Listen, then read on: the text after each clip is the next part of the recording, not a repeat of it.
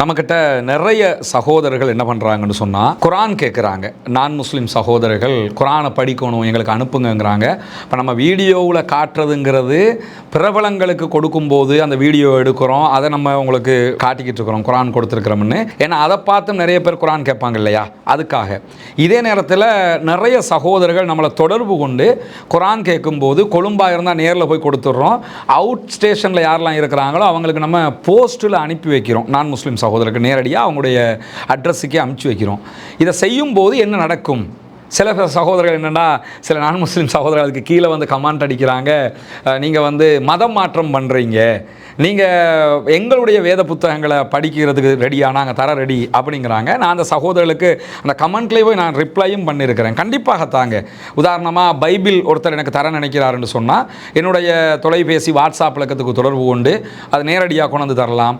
இல்லைன்னு சொன்னால் போஸ்ட்டில் அனுப்பிச்சி வைங்க. கண்டிப்பாக ஆல்ரெடி நம்ம படிச்சிருக்கிறோம். அவங்க தர்றாங்கன்னா இன்னும் படிப்போமே. அதே மாதிரி கீதையை தர்றாங்கன்னா கீதையை படிப்போம். எதை தர்றாங்களோ எல்லாத்தையும் படிக்க. எத்தனையோ புத்தகங்களை நம்ம படிக்கும்போது அவர்கள் ஒரு வேதமாக தங்களுடைய வழிகாட்டியாக ஒன்று நம்பும்போது அதை நமக்கு தர நினைச்சாங்கன்னா கண்டிப்பாக அதையும் படிப்பதில் நமக்கு எந்த ஒரு பின்வாங்குதலும் கிடையாது தானே. படிக்கிறதுல என்ன வேண்டிய படிப்போம்.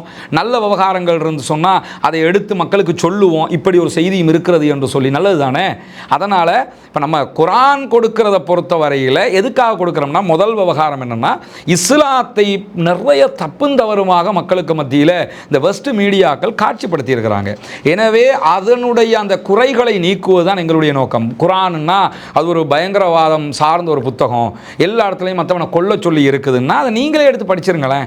இருக்குதா இல்லையா? குரான் உண்மையிலே என்ன சொல்லுது? பெண்களை பற்றி குரான் என்ன சொல்கிறது? பெண்களுக்கு என்ன உரிமைகளை கொடுத்திருக்கிறது?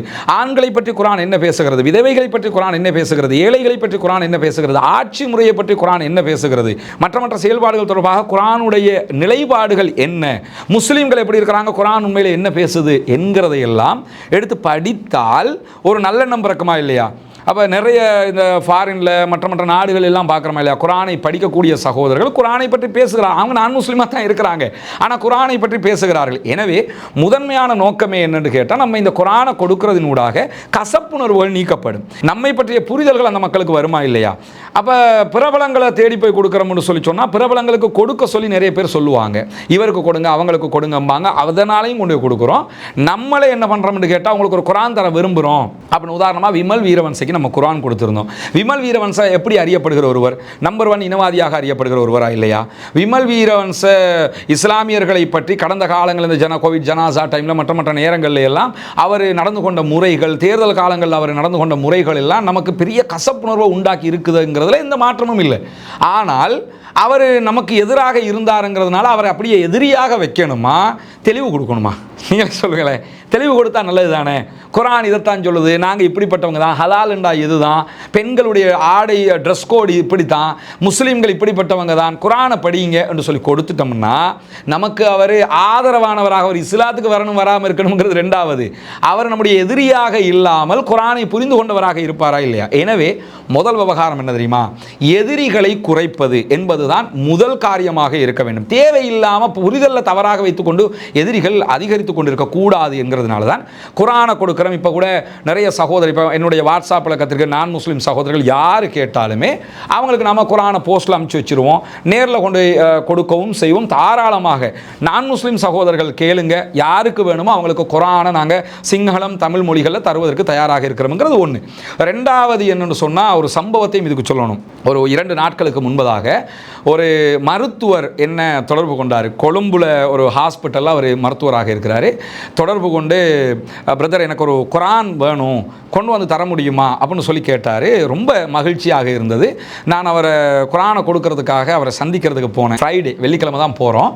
காலையிலே அவரை சந்திக்கிறதுக்காக போய் மருத்துவமனையில் அவரை சந்தித்து குரானை நான் கொடுத்து மற்றவங்களுக்கு எப்படி அந்த குரானுடைய சாப்டர்ஸை புரிய வைப்போமோ அது மாதிரி புரிய வச்சோம். வீடியோவில் நம்ம எடுக்கலை. அவர் ஒரு மருத்துவர், அவர் ஹாஸ்பிட்டலில் சேவை செய்யக்கூடிய கொடுக்கக்கூடிய ஒருவர். கொடுத்ததுக்கு பிறகு அவர்கிட்ட கொஞ்ச நேரம் பேசிக்கிட்டு இருக்கிறதுக்குரிய வாய்ப்பு கிடைக்கும் போது அவர் ஒரு செய்தி என்ன சொன்னார்னா, நான் கடந்த சில நாட்களாகவே அதிகாலையிலேயே எழும்பி நீங்கள் தொழுகிற ஃபஜ்ருடைய தொழுகை இருக்குதா இல்லையா, நாங்கள் இஸ்லாமியர்கள் வந்து நம்ம என்ன பண்ணுவோம், காலையில் அதிகாலை நேரத்தில் ஃபஜ்ரு தொழுகை தொழுவோம், 5, 5:30, 4:30 அந்த ஒரு காலகட்டத்துக்கு அந்த டைமுக்கு ஏற்ற மாதிரி நம்ம தொழுவோம். இந்த தொழுகையை காலையில் அவர் எந்திரிச்சிருவாராம். எந்திரிச்சிட்டு நான் ஏன் சும்மா இருக்கணும், நம்ம தொழுவோமே அப்படின்னு சொல்லி நான் இப்போ தொழ ஆரம்பிச்சிருக்கிறேன் அப்படிங்கிறாரு. ஏன்னா முன்னாள் ஜனாதிபதி ரணசிங்க பிரேமதாஸ் இருக்கும்போது பாங்கு சத்தத்துக்கு நான் எழும்பிட வேண்டலாம்னு சொல்லுவார். இவர் என்னென்னா அந்த டைமுக்கு எழும்பி நான் தொழுவுறேன். அப்போ நிறைய இஸ்லாம் சார்ந்து நான் நிறைய விஷயங்களை தேடி தேடி படிக்கிறேன். அப்போ தான் குரான் எனக்கு கிடைச்சா நல்லா இருக்கும்னு பார்க்கும்போது உங்கள் வீடியோ நிறைய பார்ப்பேன், அதில் குரான் கொடுக்குற காட்சிகளை நான் பார்த்தேன், அதான் உங்களை தொடர்பு பண்ணேன் அப்படின்றாரு. உண்மையிலே எனக்கு ஒரு பிரமிப்பாகவும் இருந்தது. குரானை தேடி படிக்கிறதுங்கிறது ஒன்று, தொழுகையிலும் அவர் ஈடுபடுகிறார் என்பது ரெண்டாவது. நம்மள எத்தனை பேர் ஃபஜ்ரு தொழுகை மற்ற தொழுகைகளில் எவ்வளவு கவனமாக இருக்கிறோம் என்கிற கேள்வியும் எனக்குள் அந்த நேரத்தில் எழாமல் இல்லை. அவருக்கு நாங்கள் திருமறை குரானுடைய தமிழ் மொழிபெயர்ப்பை கொடுத்து மாமனிதர் நபிகள் நாயகம் ஸல்லல்லாஹு அலைஹி வஸல்லம் என்கிற அழகான ஒரு புத்தகம், அது அதனுடைய சிங்கள வேர்ஷன் நாங்கள் கொண்டு வர இருக்கிறோம். இன்ஷா அல்லாஹ் ஒரு ஓரிரு வாரங்களுக்குள்ளாக அதையும் நாங்கள் வெளியிட்டுருவோம். சிங்கள புத்தகம், நபிகள் நாயகத்தை பற்றி ஒரு அற்புதமான புத்தகம். அதே மாதிரி இதுதான் இஸ்லாம் என்கிற ஒரு ஷார்ட் ஃபார்மில் இஸ்லாம்டா என்ன என்கிற ஒரு புத்தகம். இந்த மூணையும் கொடுத்து அவர் கொடுக்கும்போது அது அவர் நெகிழ்ந்து எடுத்தது, அதில் அவர் பேசின பேச்சுக்கள் எல்லாம் மனம் குளிர்கிறது மட்டுமல்ல, ஒரு இன நல்லுறவு, அதே போன்ற ஒரு சகோதரத்துவம், குரானை விரும்பி படிக்கிற அந்த தொனி, குரானை படிப்பதற்கு முன்பதாகவே இஸ்லாத்தை பற்றி தெரிந்து கொண்டு ஃபஜ்ர் தொழுகைக்காக அவர் முனைப்பு காட்டியது என்று எல்லாமே எனக்குள்ளேயே பல கேள்விகளையும் எழுப்பி இருக்கிறது. நம்ம இன்னும் இவ்வளவு தூரம் மார்க்க ரீதியாக பக்குவப்படணும், இதெல்லாம் சொல்றதுக்கு நம்ம யோசிக்க தேவையில்லைங்க. நம்ம அத்தனை பேரும் இங்கே யாருமே மகான்கள் கிடையாது, எல்லோருமே மனிதர்கள் தான். நம்ம ஒவ்வொருவரும் இபாதத்தில், வணக்க வழிபாடுகளில், செயல்பாடுகளில், பிஸ்னஸில் எல்லாத்துலேயுமே நிறைய பக்குவப்பட வேண்டிய தேவை இருக்கிறது. ஒரு இஸ்லாத்தை தேடக்கூடியவர் எவ்வளவு பக்குவமாக ஆர்வமாக தேடுகிறார் எனும்போது நம்ம அதை விட கூடுதலாக இன்னும் நிறைய படிக்கணும், இன்னும் ஒரு 10 தடவையாவது குரானை மீண்டும் மீண்டும் படிக்கணும் என்கிற ஆர்வம் எனக்கு மேலிட்டது அந்த சம்பவங்களை பார்க்கும்போது. எனவே குரானை யார் யாருக்கெல்லாம் நீங்கள் நான் முஸ்லிம்ஸுக்கு கொண்டு போய் சேர்க்க முடியுமோ அந்த வேலை எந்த நாட்டில் இருந்தாலும் பண்ணுங்க, நல்லது தானே. ரெண்டாவது, குரான் கொடுக்கறதுனால ஒன்றும் இங்கே யாரும் எதுவும் பண்ண முடியாது.